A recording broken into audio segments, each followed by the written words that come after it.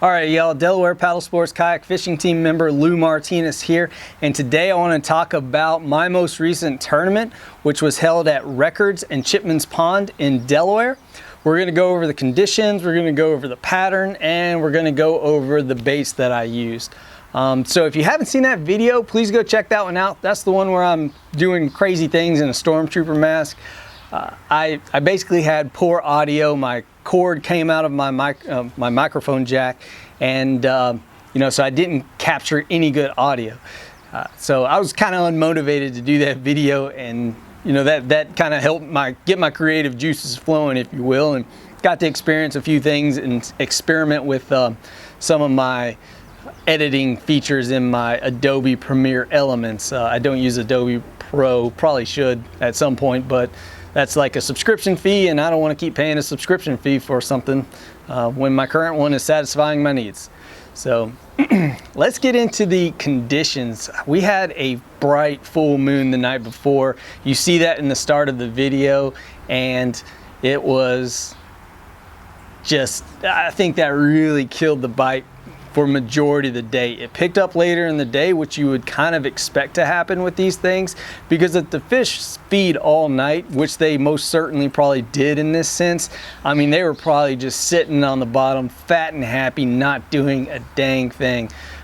Water temp was in the 70s or low 70s. The real kicker for me was that the pond that I fish is normally just, you can't see it. Most of these Delaware ponds and lakes, like, you can't see the bait once it hits the water, and it's gone because you just can't see it.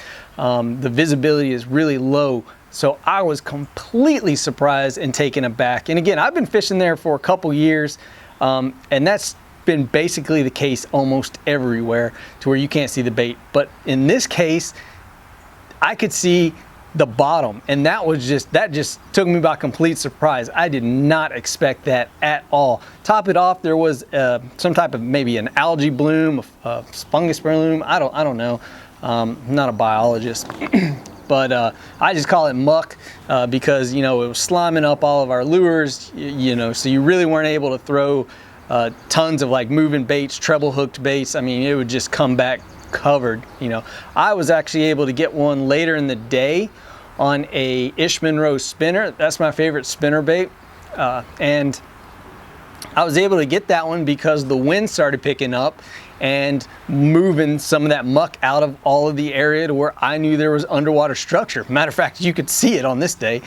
So that was kind of what we were dealing with as far as like the conditions of the body of water. Now, there are two different bodies of water. I didn't go to the other one, but the bite was just as tough in both places. Matter of fact, during that same day, that same full moon, I actually reached out to people in other states, and that was kind of cool to hear them talk about how extremely tough the fishing was, like to where it was almost the same thing, to where like barely anybody got bites, barely anybody caught limits. So that was across multiple states, both to the south and to the north, and some more people that reported back in Maryland. So I thought that was really interesting, that how far of a bad bite that it was just for that day. Now, I'm sure there's probably somebody out there who had just a stellar day.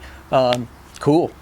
But most people that I talked to didn't. So that was really interesting to see that. So that was the conditions. Now let's talk about the pattern.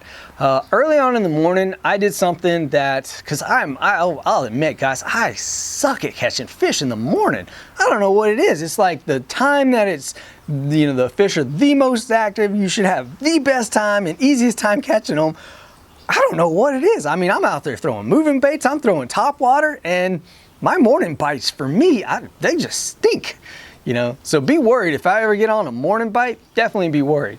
And what I did this time was I just cycled through baits. I cycled through top water really fast, through a buzz bait, through a frog, cycled through those really fast, through a top water worm. That's one of my favorite presentations for fishing lily pads, is just dragging a weightless worm over the top and letting them drop. Didn't get anything on that. Threw a spinner bait, didn't get anything. That was hard, kind of trying to come through the muck and everything. But so I cycled through things really quickly. I was moving around, started cycling and moving around in certain areas, and stayed near some pads that I knew would probably hold fish because they're just major structure, and fish this time of the year are going to relate to vegetation. They're going to relate to grass. They're going to relate to things that are going to produce oxygen and help them breathe when the water gets really warm. Although it was in the low 70s, we weren't quite to that point yet. What made me switch to just doing pads only for the rest of the day was simply that the water was clear. There was nowhere these fish could just hide unless they were up against the bank under the muck. Now, I did try punching some of that, but I got my very first bite and I missed the hook set on it, which kind of told me a lot. That actually told me a lot about what the fish were doing. But I missed that first hook set because I was already raising up. Fish was there, I just didn't know it. I didn't detect it. And at that time I was throwing fluorocarbon. I was throwing just fluorocarbon because it was so clear. I ended up breaking that fluorocarbon off like twice. One, it snapped in the reel, and then two, it snapped when I tied something new on. So that really stunk. So I took that reel off, put braid on, started flipping braid for the rest of the day. After I got that first bite in the pads and lost that one, I went to pads that were further deep in the body of water where I knew I'd caught fish and done well in the past and so my buddy Aaron was back there working one pad field, so I was like, all right, I'm not even going to work that one because I know he's a good angler. He's gonna pick it apart. So I hit up another one, and that's really where I started developing the pattern. You see, because I started throwing, and normally if I'm flipping, it's all about speed. It's dropping it in, picking it up, dropping it in, picking it up, because bass are they're ambush feeders. Majority of the time, if you just drop it there, bounce it a couple times, they're gonna nail it. And that really wasn't the bite. And that's what that very first fish told me, was that it was just going to be a slow bite. That big full moon, these fish are fat and happy. You see all these things kind of started playing in together. And so I was like, all right, it's really clear water. I know they can't hide anywhere else. I know they can't ambush from anywhere else. I know they're being fat and lazy. I'm just going to work it slow. I'm just going to go as slow as I possibly can, which is still kind of fast. But I just got to where I was dropping it into the pads in different locations and then just setting it there, letting out a lot of slack to make sure that it would get down, because the pads intermixed with all that muck was really prohibiting it from getting down. Matter of fact, at the end of the day, I switched to a 1 ounce weight, and man, I was really getting through that stuff really, really well. So I wish I would have done that. Normally I throw like a 3/8 ounce in pads, and today, on that day, I was actually using a 3/4 ounce to get through the pads, and I was still taking some action with the rod to get it through. But once I let it drop through, I would release a lot of slack because I just couldn't detect the bites. I was using straight braid, a ducket rod, which I love the sensitivity of. It's got micro guides, and just could not feel it. The only way I could detect the bites was just lay that line out on top of the pads and then have it start running out on me to where I knew that it was already at the bottom. I let out extra slack and it ran out on me. So that was the pattern for the day. My key baits were Senko. I like flipping a Senko, especially in grass. It's a just phenomenal weedless presentation.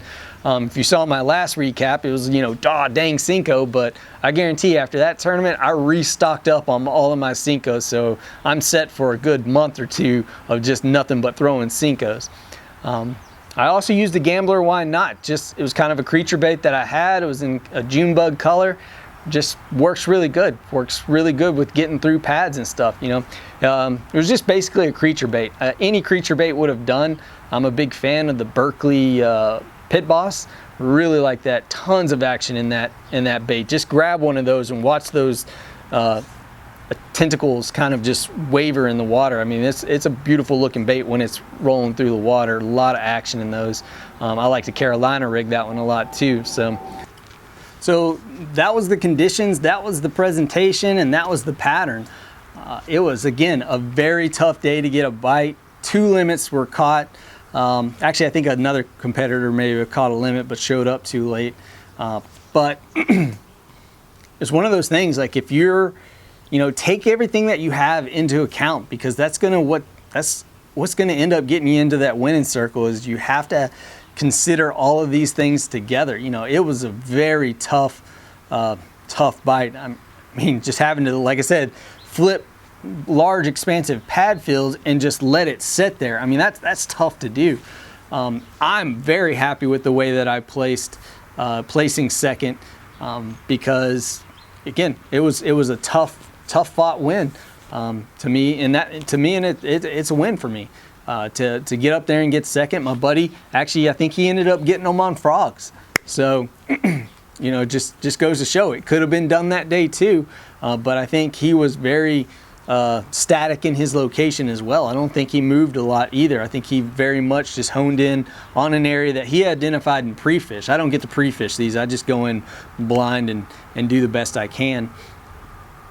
But it was a tough win. It was, again, I'm very happy with how I placed, and you know, I think we were 25 competitors, so it was a very good turnout, very good payout, and you know, looking forward to the next one. But you know, keep that in mind, guys. If you're in that situation to where you're grinding it out, you're not getting bites, it was sometime would be an hour or 2 hours between bites. Again, I'm basically only caught 6 fish, I think. I may have, no, take that back. I caught 5 fish, and I was stretching some of those guys to even make the 12-inch cutoff. You know, that's why in our tournaments, I'm glad that we allow open mouths, because you can get that little bit of extra, you know, half-inch with an open mouth. So, as always, guys, thanks for watching. I hope you enjoyed this video. Please like, comment, share, subscribe. Y'all have a good one.